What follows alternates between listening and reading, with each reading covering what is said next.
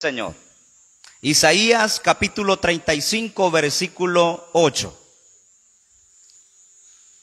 Isaías capítulo 35, versículo 8.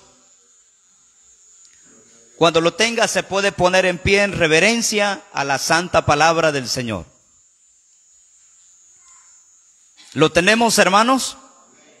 Dice la palabra: la gloria del Padre y del Hijo y del Espíritu Santo. Y habrá allí calzada y camino, y será llamado camino de santidad.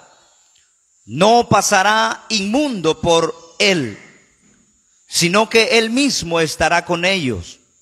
El que anduviere en este camino, por torpe que sea, no se extraviará. Amén. Oremos en esta hora por la palabra. Padre, gracias por este versículo de su santa palabra que usted nos ha permitido leer en esta noche.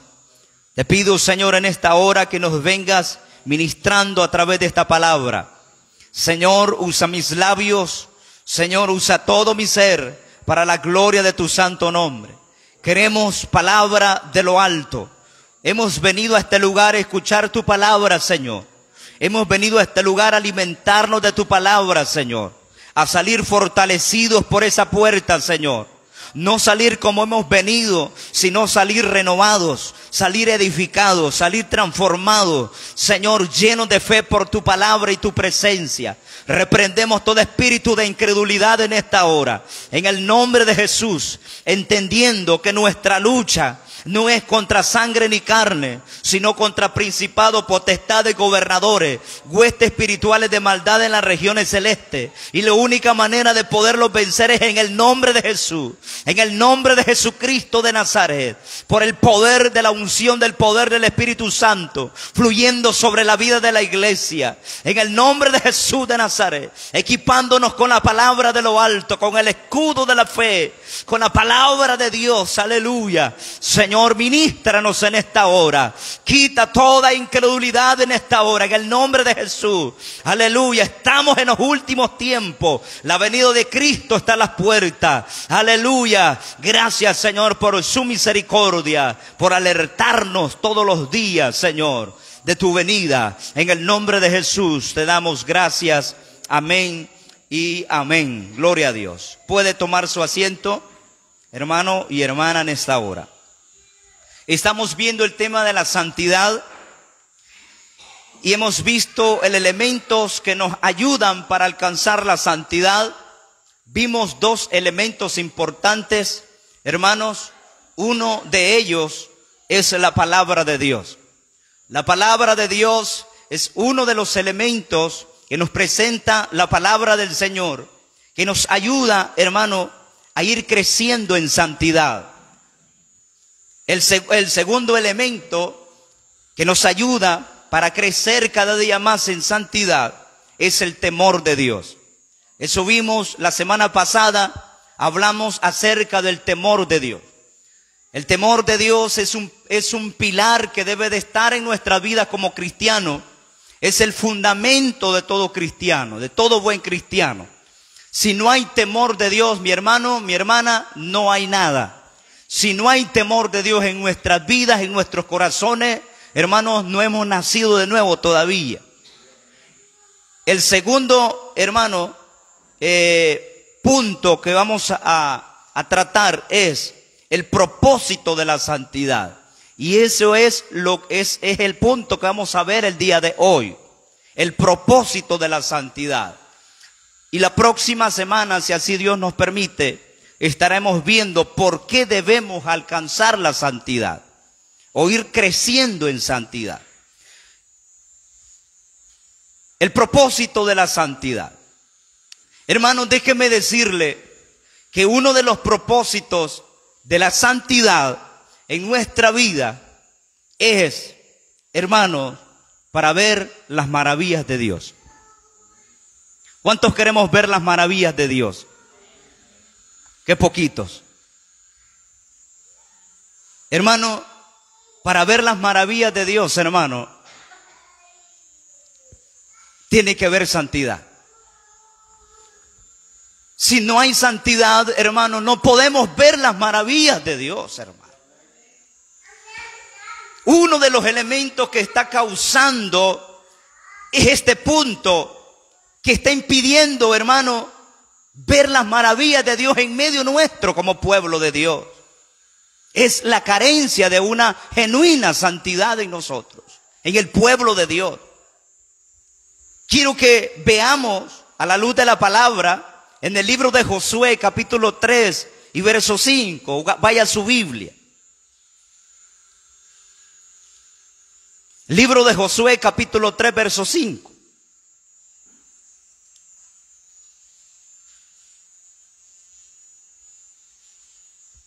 ¿Ya lo tenemos? Dice la palabra Josué capítulo 3 verso 5. Aquí estaban, hermanos, ya al paso para el Jordán. Iban a cruzar el Jordán. Dice la palabra, y Josué dijo al pueblo. ¿A quién dijo Josué? Al pueblo. ¿El qué le dijo Josué? Santificaos, porque Jehová hará mañana. ¿Qué iba a hacer Jehová con ellos? Maravillas entre vosotros. ¿Pero qué tenían que hacer ellos antes? Santificarse.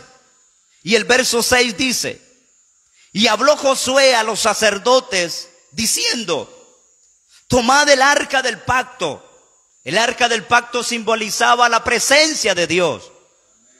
Y le dijo, y pasad delante del pueblo. ¿Dónde iba a ir la presencia de Dios? Delante del pueblo. Y ellos tomaron el arca del pacto y fueron delante del pueblo. Bendito Dios. Hermano, para uno de los propósitos de la santidad en la vida nuestra como cristianos, como pueblo de Dios, es para ver las maravillas de Dios. Si queremos ver las maravillas de Dios, tiene que haber santidad en nosotros. Si queremos ver las maravillas de Dios en nuestra familia, tiene que haber santidad en nuestra familia. Si queremos ver las maravillas de Dios, hermano, en cualquier área de mi vida, yo tengo que santificarme para Dios. Si queremos ver las maravillas de Dios moviéndose aquí en la iglesia, en el templo, en la obra de Dios y en todo lugar que el Señor nos permita ir con el evangelio, necesitamos ser santos porque Dios es santo. Hermano, el arca del pacto tenía que ir adelante del pueblo, pero nada les iba a servir llevar el arca del pacto si el pueblo no se santificaba delante de Dios. Porque, hermano, mucha gente hoy en día está tomando el evangelio como un amuleto. Agarra la palabra, ciertos versículos de la palabra de Dios, hermano, y lo utilizan como un amuleto. Pero la palabra no es un amuleto. La palabra tiene que estar habitando en nuestros corazones. Tiene que ponerse en práctica para que traiga tremendo resultado en nuestra vida. Solo anunciarlo de palabra no funciona, sino que tenemos que vivir la palabra de Dios. Hermano, la presencia, el arca del pacto iba adelante, pero antes, hermanos, Josué les da, hermano, un consejo al pueblo. Y más que un consejo, es un imperativo. Y les dice en el versículo 5 del capítulo 3 de Josué, Josué se dirigió al pueblo y le dijo, santificaos. No se dirigió a una persona, no se dirigió simplemente a los sacerdotes, no se dirigió, hermano, a cierto grupo de personas, se dirigió a todo el pueblo.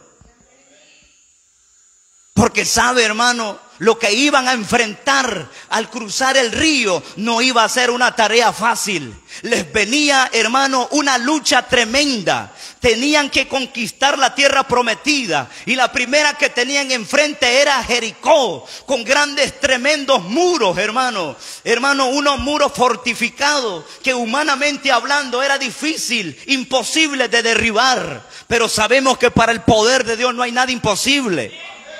Hermano, pero para que el pueblo de Dios viera las maravillas de Dios, hermano, entre ellos tenían que santificarse. Si queremos ver las maravillas de Dios en nuestra vida, en todas las áreas de nuestra vida, tenemos que practicar la santidad.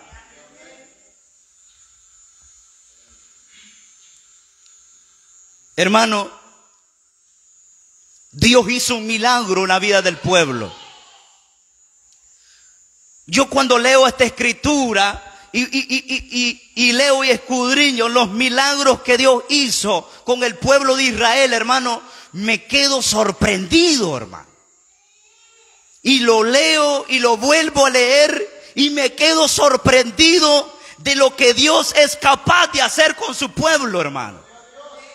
Es que, hermano amado, nosotros somos los que no entendemos el evangelio. Nosotros no logramos entender la magnitud del poder, la grandeza, el propósito, hermano, de Dios para con su pueblo, hermano. Cuando nosotros llegásemos a comprender siquiera un poquito más qué es el propósito de Dios para nuestra vida, Dios se glorificará tremendamente. Pero pareciera que el sistema de este mundo nos está asfixiando nuestra fe.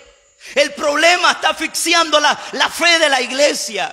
La debilidad ha venido sobre la iglesia y pareciera, hermano, que los milagros solo son cosas del ayer y no son cosas del presente. Cuando Jesucristo dijo, hermano, que estas señales seguirán a los que creen, en mi nombre echarán fuera demonios, y empieza una lista, porque los milagros de Dios son ayer, es hoy y será mañana.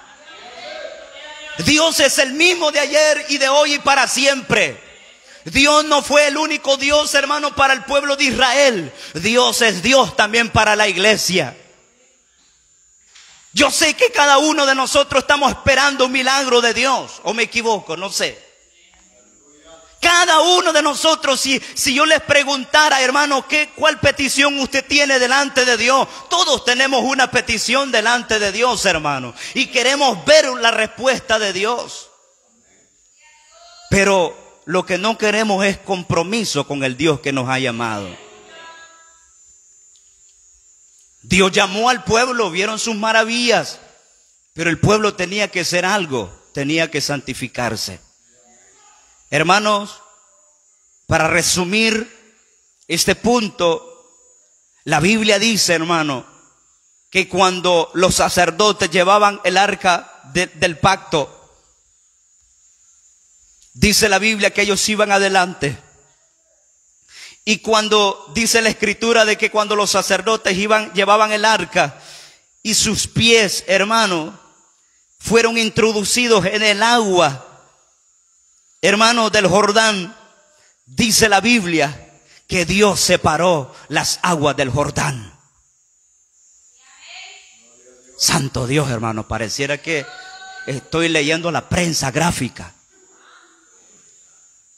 Hermano, cuando los sacerdotes pusieron el arca, cuando pusieron sus pies en las aguas, dice la Biblia que inmediatamente, hermano, las aguas se detuvieron, hermanos, una a un lado y la otra de otro lado, hermanos amados, y dice la Biblia que el pueblo de Israel pasó en seco el río Jordán. Dios hizo un milagro, Dios hizo un milagro. ¿Qué río Dios quiere que tú abras, hermano? ¿Cuál es el río que Dios quiere? ¿Cuál es el milagro que Dios quiere que haga en tu vida? Dios lo puede hacer, hermano.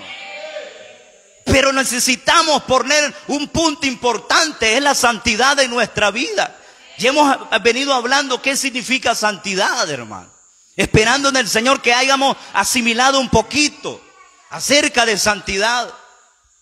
Dios dividió el Jordán y el pueblo pasó en seco. Alabamos al Señor por eso, hermano.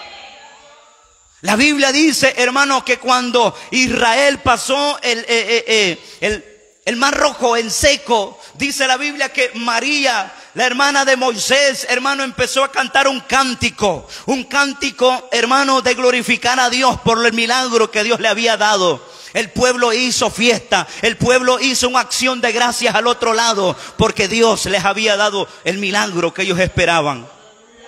¿Cuál es el milagro que tú estás esperando, mi hermana, mi hermano? ¿Cuál es? Pareciera que fuera imposible. Para Dios no hay nada imposible.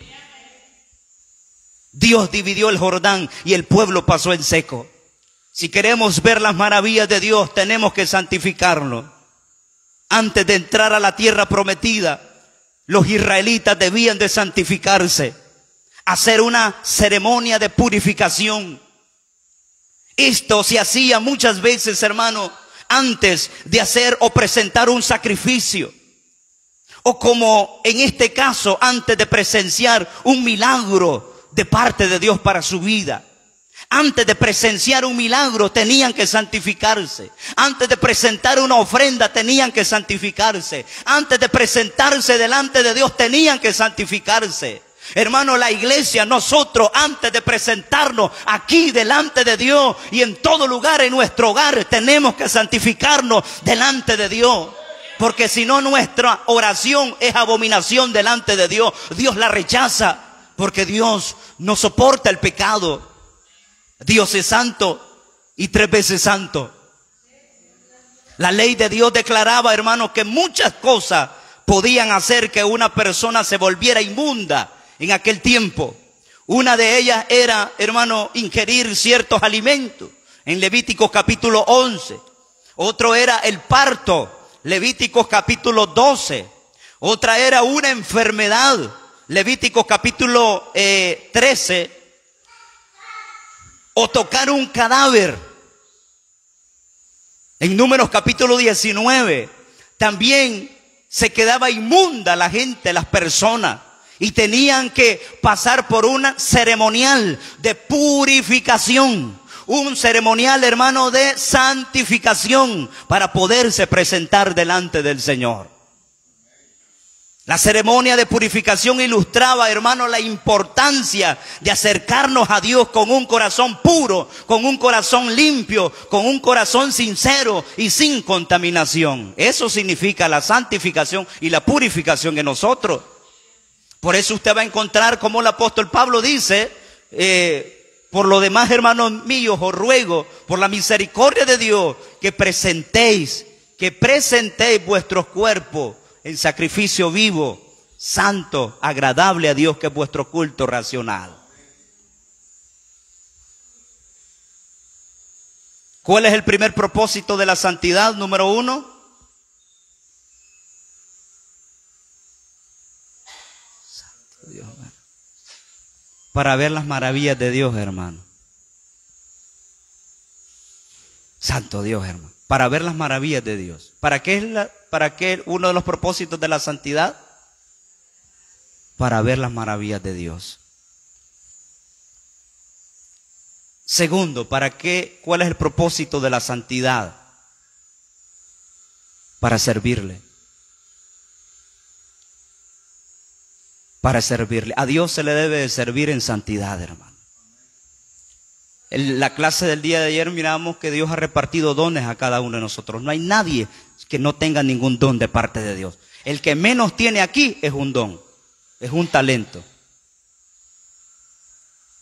Y un día vendrá el dueño de ese talento a pedirnos cuenta.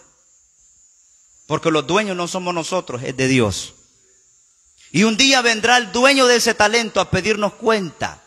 ¿Y qué cuenta le vamos a dar?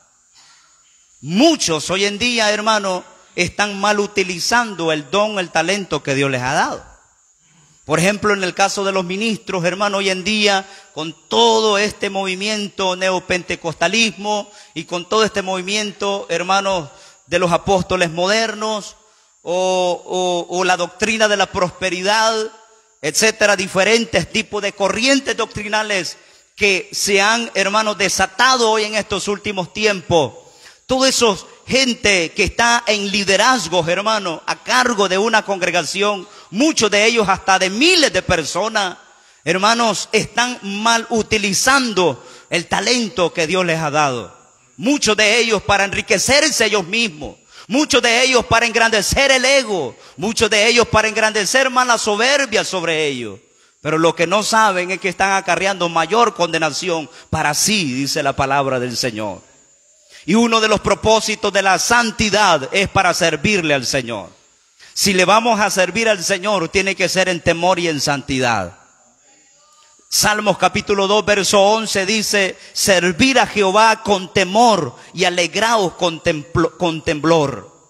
A Dios se le debe de servir con temor y con temblor, sabiendo que Dios es Dios santo y Dios es veraz.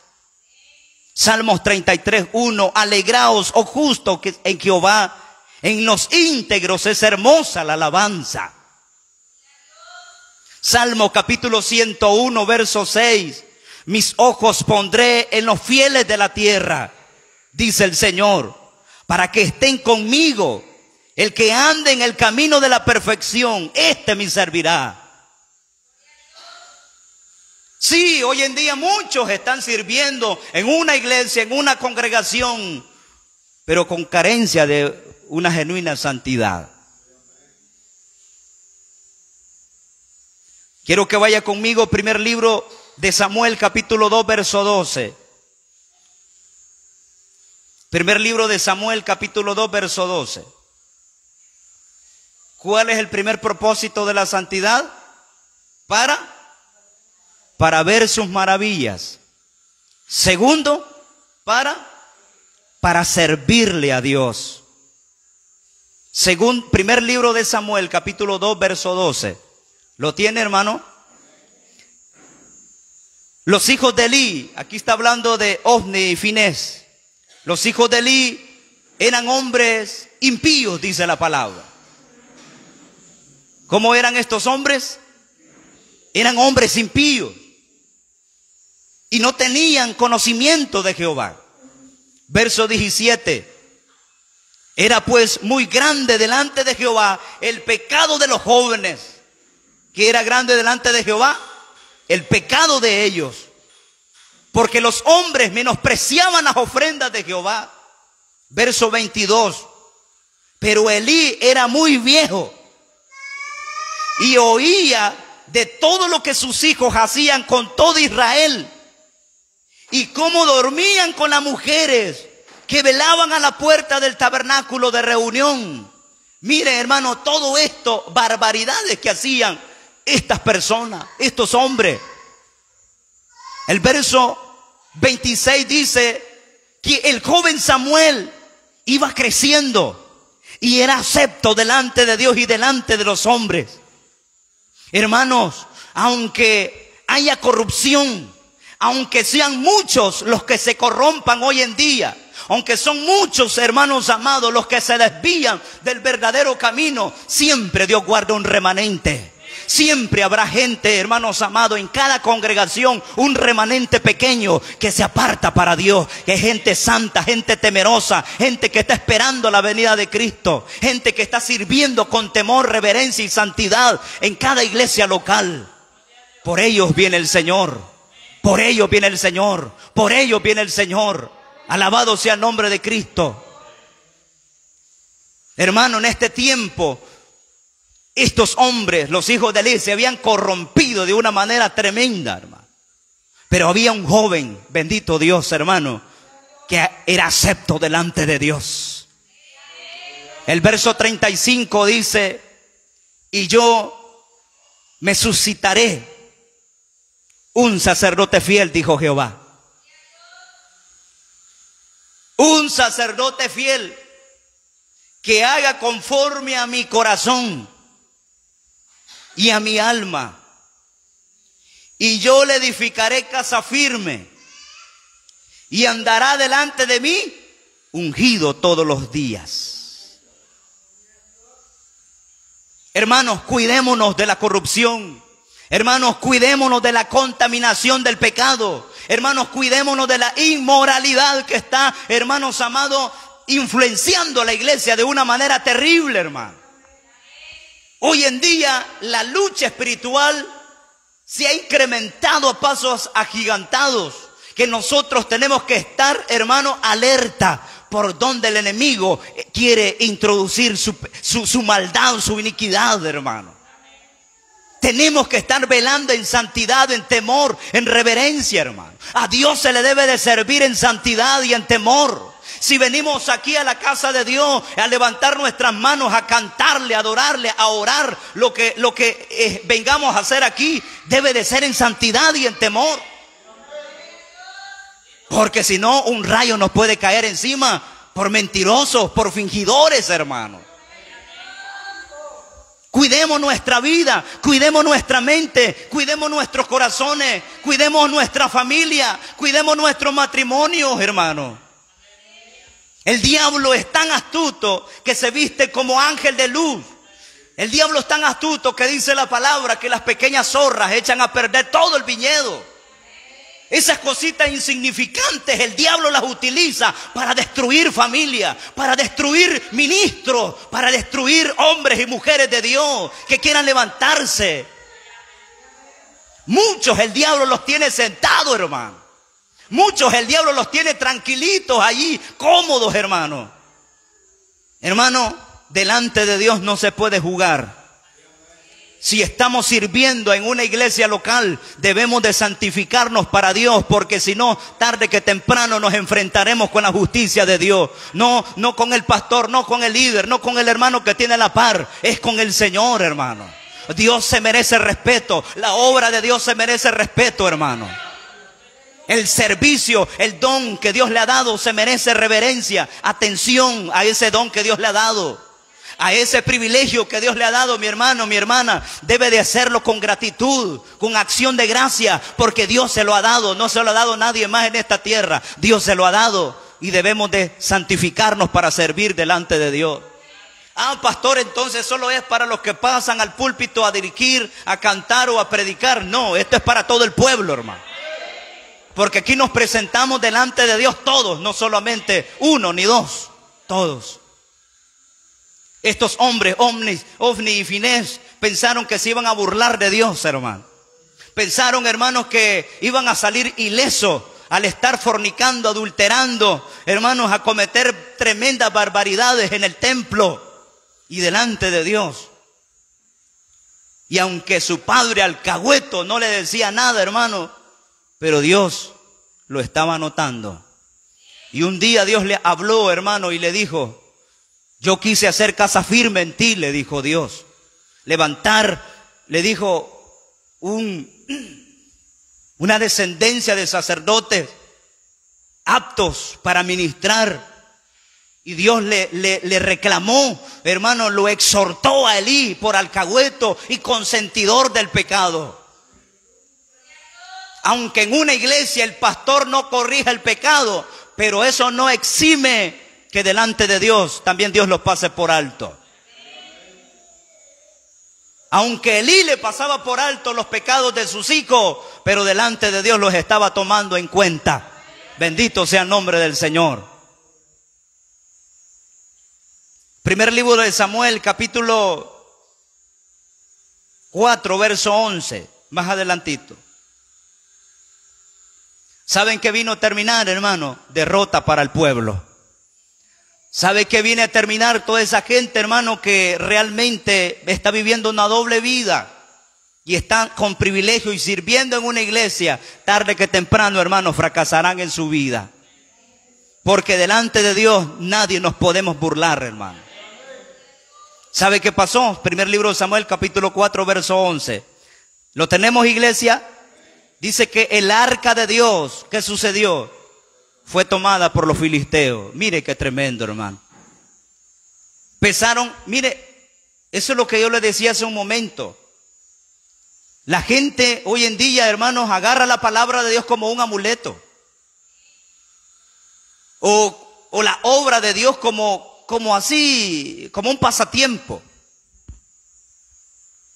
Y el pueblo quiso hacer lo mismo. Ellos venían los filisteos, armaron la batalla y dice la Biblia que inmediatamente ellos fueron al campo de batalla y los iban venciendo. Vinieron ellos, dijeron: vayan a Silo y traigan el arca del pacto. Entonces fueron a Silo, donde estaba el arca, llevaron el arca hasta donde estaba el campo de batalla. Y los filisteos dijeron: llevaron el arca de Dios. Y dice la Biblia que los filisteos empezaron a temblar de miedo, de terror, porque ellos habían escuchado lo que Dios había hecho en el pasado con el pueblo de Israel. Entonces, hermanos amados, pero aún así los filisteos se fueron en contra del pueblo de Israel y agarraron el arca, dice la palabra, y la llevaron adelante. ¿Y qué sucedió? Fueron derrotados, fueron avergonzados. Los derrotaron y fueron miles y miles que fueron muertos, caídos en batalla del pueblo de Israel. Porque cuando hay pecado, allí está el juicio de Dios, hermano. Nos podemos esconder de cualquier gente, pero delante de Dios, hermano, nadie nos podemos esconder. Ya lo sabemos nosotros. Ellos quisieron salir y ellos dijeron, vamos a obtener la victoria como antes. Y realmente, hermano, sufrieron las consecuencias. La Biblia dice que miles fueron muertos, muchos de ellos cayeron en batalla y los filisteos tomaron el arca del pacto. Y dice la palabra en el verso 11, capítulo 4, primer libro de Samuel, que el arca de Dios fue tomada. ¿Y qué sucedió? Dice la palabra. ¿Qué dice la Biblia, mis amados? Y murieron los dos hijos de Eli. De Dios nadie se puede esconder. La Biblia dice de que lo que el hombre siembra, eso cosecha. Hay gente, hermano, en los trabajos, hermano, eso se ve, hermano, en los trabajos sustrayendo cosas que no les pertenecen. Y como ven en la bodega, ¿verdad? Que hay bastantes cosas. Este desarmador es. Dice esta librita de alambre de amarre. Dice por allá este dólar. Si aquí hay bastante. Una mentirita piadosa. Y allí va la gente, hermano. Sembrando el pecado. Aquí nadie me ve. No, el patrón no está aquí. Y empieza, hermanos, el enemigo a minar.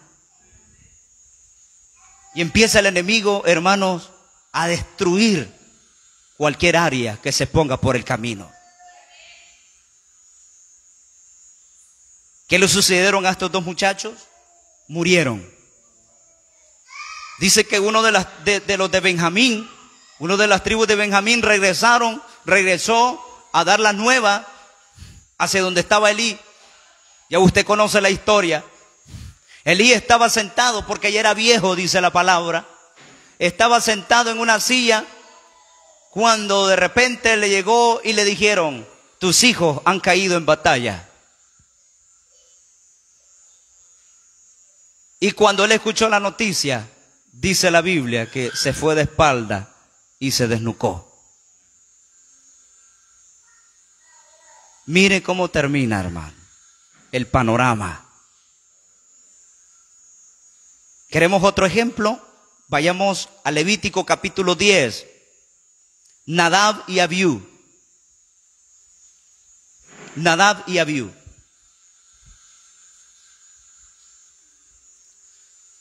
Es más, hermano, los hijos de Elí eran prospectos para el sacerdocio, hermano. Eran los que tenían que estar al frente en el área sacerdotal. Pero eran los más corrompidos. Nadab y Abiú, capítulo 10 de Levítico, fueron dos hermanos de los 4 hijos de Aarón, a quienes se ordenó al sacerdocio arónico. Fieles, hermanos, al principio de su ministerio, fueron después severamente castigados al corromper las ordenanzas de Dios. Debido, mis amados, a la naturaleza tan sagrada del llamamiento de estos jóvenes, de estos hijos de Aarón, porque, hermano, el servir a Dios es un llamamiento sagrado que usted no se imagina, hermano. El servir a Dios es un llamamiento sagrado, hermano, que muchos creyentes no lo están valorando hoy en día, hermano. Pero es un llamamiento sagrado servir al Señor, hermano, que usted no se imagina, algo sagrado.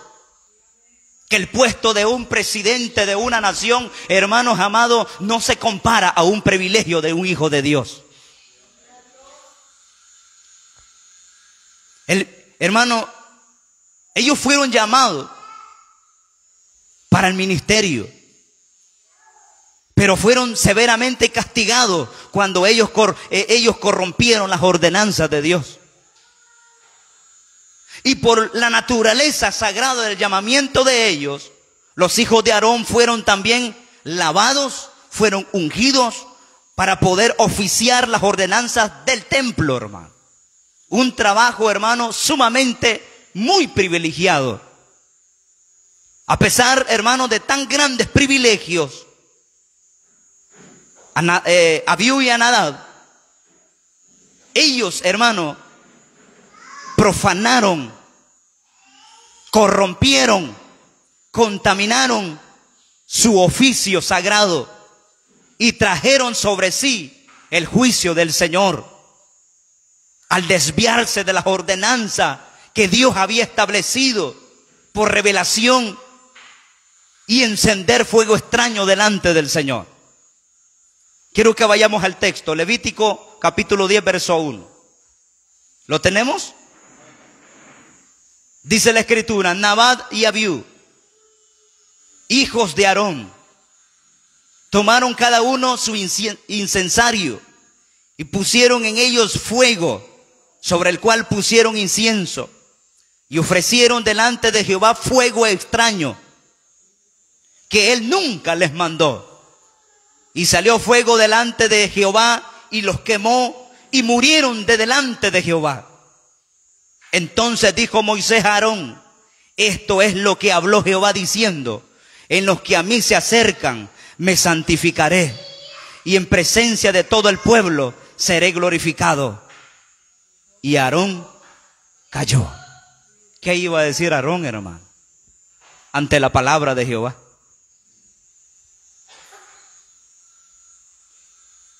Estos dos muchachos, hermanos, ofrecieron fuego extraño.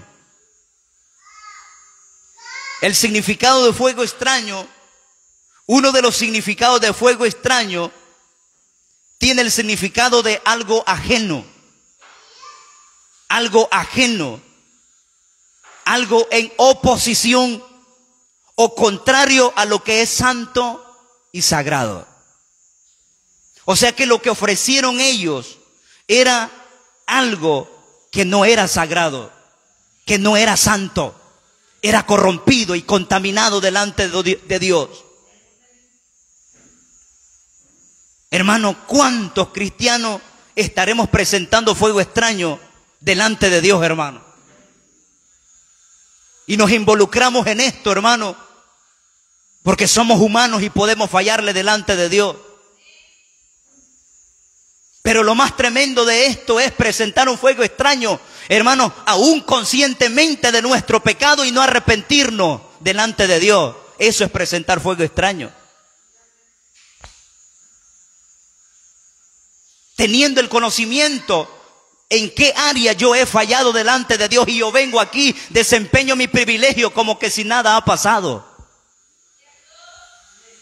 Sabiendo lo que yo he hecho, lo que yo he hablado, lo que yo he pensado, lo que han hecho mis manos, lo que han tocado mi mano, y yo vengo aquí a levantar mi mano y le digo: santo, santo es el Señor, y no me arrepiento de ese pecado. Presento fuego extraño delante de Dios, hermano. ¿En qué consistió, mis amados, el pecado de Nadab y Abiú? Hay muchos aspectos aquí. Lo primero es que la ordenanza de ofrecer incienso a Dios era llevado a cabo por una sola persona. Por una sola persona. El indicado era el sumo sacerdote. Y el sumo sacerdote era Aarón, no sus hijos. Los hijos eran sus ayudantes. Mire, hermano, Dios bendiga a aquellos hermanos y a aquellas hermanas, porque esto es clave para el éxito y el crecimiento en un ministerio y el crecimiento de un genuino cristiano. Porque un cristiano que no es genuino, hermano,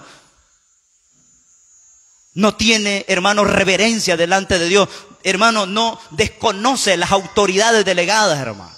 Se pasa por el arco del triunfo las autoridades delegadas, hermano. Y esto para un ministro, y esto para un líder, hermano, es pecado delante de Dios, hermano. Se estanca, ese líder se estanca. No hay crecimiento, hermano. No hay desarrollo cuando no se aprecian las autoridades delegadas. estos dos muchachos, hermanos, no valoraron la autoridad delegada que estaba sobre su padre, Aarón. Dos personas no eran necesarias. Y esto nos deja entender, hermano, que hubo una intencionalidad en la vida de estos jóvenes, de estos muchachos. O sea que ellos lo hicieron deliberadamente, ellos lo hicieron conscientemente. No lo estaban haciendo, hermano, me equivoqué. No lo estaban haciendo, Dios mío, no fue mi intención esta. No, lo estaban haciendo con sus 5 sentidos cabales, hermano. Sabiendo lo que Dios había hecho en el pasado con los que habían transgredido el mandato de Dios, y aún así lo hicieron. Dos personas no eran necesarias. Y esto, hermano, nos deja entender que hubo una intencionalidad y un acuerdo previo entre ellos, entre los hermanos, que se presentaron juntos para hacer algo distinto, para hacer algo diferente a las ordenanzas que habían sido establecidas por Dios. Es que nadie, hermano, que quebranta el principio de la palabra de Dios, hermanos amados, saldrá ileso del trato de Dios. Estos jóvenes pensaron que al desobedecer los principios de parte de Dios iban a salir igual y que les iban a aplaudir. Otro aspecto que encontramos aquí es que con respecto a la composición del incienso, se dieron especificaciones para preparar el incienso muy estrictas y la prohibición de hacer una composición diferente. O sea que ya estaba establecido cuál era la composición de ese incienso que se iba a presentar. O sea que esto, hermano, nos da a entender que nosotros debemos de seguir lo que Dios nos dice en su palabra, hacer lo que Dios nos dice en su palabra, no hacer lo que a mí me parece, lo que yo pienso, sino lo que Dios dice. Éxodo capítulo 30, verso 38, se lo voy a leer porque el tiempo es apremiante. Dice la palabra: cualquiera que hiciere otro como este para olerlo, será cortado de entre su pueblo. Oiga, hermano, cualquiera que preparare un incienso diferente iba a ser cortado en el pueblo. Y cuando Dios decía iba a ser cortado, ¿a qué cree que se estaba refiriendo, mis amados?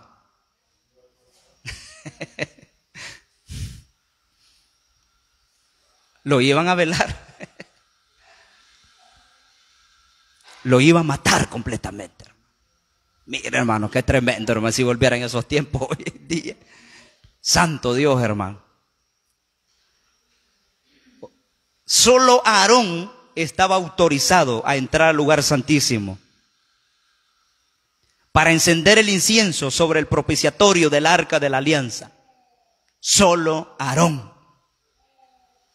Había regulaciones específicas para ello. Éxodo 39 dice: no ofreceréis sobre él incienso extraño, ni holocausto ni ofrenda, ni tampoco derramaréis sobre él libación. Iba a ser tal como Dios le había ordenado que hiciera. O sea que ellos no iban a inventar un incienso diferente, no. Si ellos hicieran eso, los iba a cortar Dios. Y pareciera que estos jóvenes se les había olvidado. ¿Qué cree usted? ¿Que se les había olvidado o conscientemente lo hicieron? ¿Qué dice usted? Yo me inclino que ellos lo hicieron conscientemente y por eso recibieron la justicia de Dios.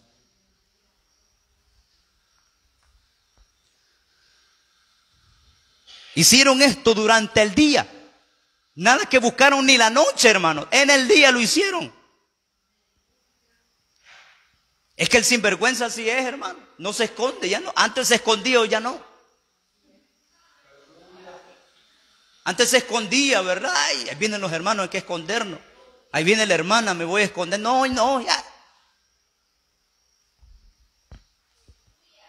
Hicieron esto durante el día. A la vista de todo el pueblo, hermano. No les importó que el pueblo los viera. No les importó que los hermanos de la iglesia lo vieran. No.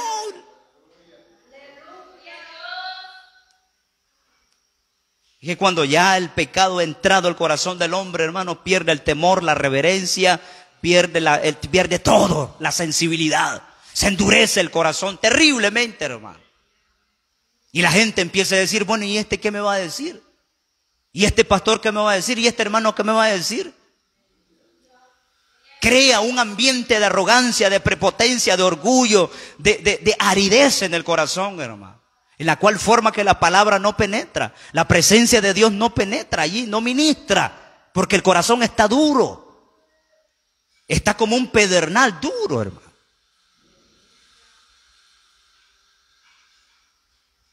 ¿Y sabe por qué lo hicieron ellos así, hermano? Lo hicieron como un abierto desafío a las ordenanzas de Dios y a la autoridad de Moisés y la autoridad de su padre como sumo sacerdote. Como quien dice, vamos a hacer esto a ver qué nos pasa.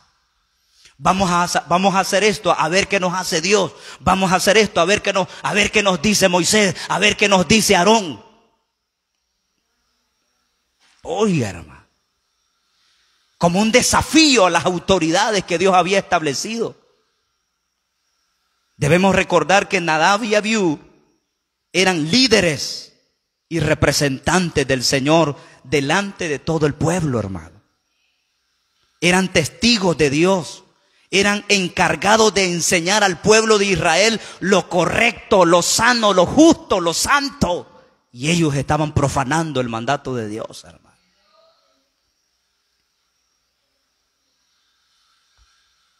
El que habían obrado ellos, habían obrado con irreverencia, habían obrado con arrogancia y habían obrado con soberbia.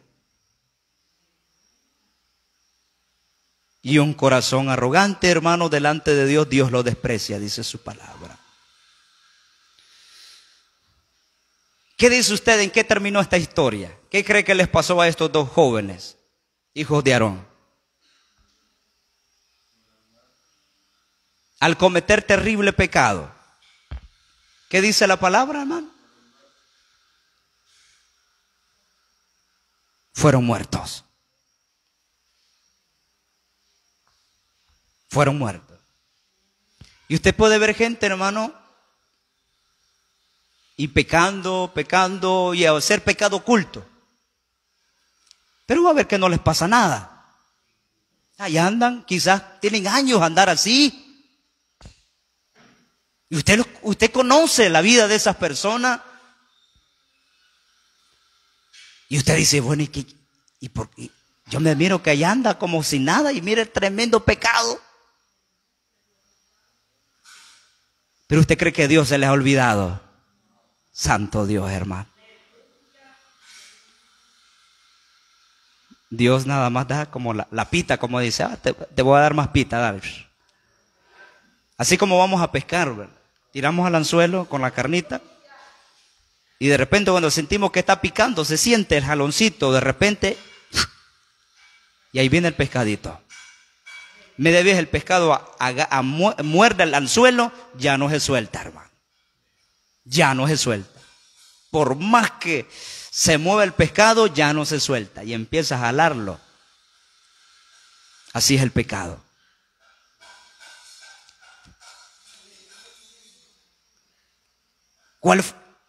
Hermano, fueron muertos estos muchachos. Fueron muertos. ¿Y sabe qué pasó cuando estos jóvenes murieron? Aún, hermano, Moisés les prohibió hacer luto a ellos. Era tanta la abominación y el pecado que habían cometido que Moisés les dijo a Aarón y a los demás hijos, los dos hijos que les había quedado, no lloren por él. No hagan lutos por ellos, les dijo. Porque si ustedes lloran a ellos y hacen lutos por ellos, la ira de Jehová vendrá también sobre todo el pueblo de Israel. Para que entendamos la magnitud de la santidad y el poder de Dios, hermano, que Dios aborrece el pecado, hermano. Porque otro lo hizo así, yo también lo voy a hacer, de todo modo no le pasó nada. Sí, pero el trato de esa persona es diferente. ¿Cómo vamos a ver si va a ser lo mismo con nosotros? Me voy a dar un par de vacaciones allá en el mundial. A ver qué sucede, a ver qué pasa. Probemos a ver qué nos va a pasar, hermano. Probemos a ver cómo nos va allá afuera. Y mucha gente sí hace, hermano. No, me voy a dar una escapadita, un par de días allá en el mundial. Mire, hermanos, por misericordia estamos aquí, hermano. Y el diablo no nos mató cuando andaba en el mundo, hermano, porque la mano de Jehová estuvo allí. El Señor intercediendo por nosotros, la misericordia de Dios, hermano. Y por esa misericordia estamos aquí nosotros. No por bueno, no por excelente, no, hermano, si de lo más vil éramos nosotros. De allí nos ha sacado el Señor. A pesar de la consternación de ese momento, hermano, se prohibió a los hermanos sobrevivientes expresar su duelo como lo hubieran hecho normalmente. Hermano, imagínense el dolor que han de haber sentido Aarón y sus hermanos. Tal vez se nos muere un familiar querido, se siente, ¿sí o no? Más si es un familiar cercano, y lloramos, lo sentimos. Y ahora imagínense que viene Dios y le diga, no llores. No que venga un hermano, un vecino, no, que diga Dios, no llores. Para que entendamos la magnitud de la santidad de Dios. No porque el otro todavía está vivito coleando y está allí todavía, significa que Dios lo ha dejado, Dios lo está, concientizando ese pecado. No, mi hermano. No significa que lo mismo vamos a hacer nosotros. Ahí deje, si ellos están así, pues nosotros sigamos el camino del Señor. Oremos por ellos, hablemos con ellos, hablemos de la palabra, aconsejémoslo. Mira, ese camino que llevas no es el correcto. Esto dice la palabra del Señor. Levítico 10:6. Levítico 10:6. Levítico capítulo 10, verso 6. Gloria a Dios. ¿Lo tiene mi hermano? Entonces Moisés dijo a Aarón y a Eleazar e Itamar sus hijos: no descubrirás vuestras cabezas, ni rasguéis vuestros vestidos en señal de duelo, para que no muráis, ni se levante la ira sobre toda la congregación, nada que sobre ellos, para toda la congregación. Pero vuestros hermanos, toda la casa de Israel, sí lamentarán por el incendio que Jehová ha hecho. Este pasaje recalca, hermano, la naturaleza sagrada del sacerdocio y la importancia de guardar con exactitud, con temor, lo establecido por Dios. ¿Cuál es el propósito de la santidad? Para servirle al Señor. ¿Cómo debemos de servirle al Señor? Con santidad. Si allí estamos, hermanos, allí jugando con un pecadito, el pecado delante de Dios es pequeño o grande, es el mismo. Y así desempeñamos privilegios, hermanos, es mejor reconciliarnos con el Señor.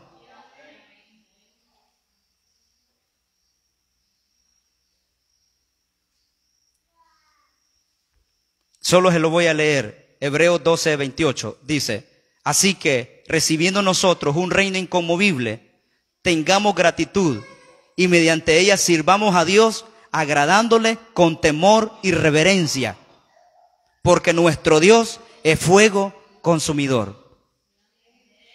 Porque nuestro Dios es fuego consumidor.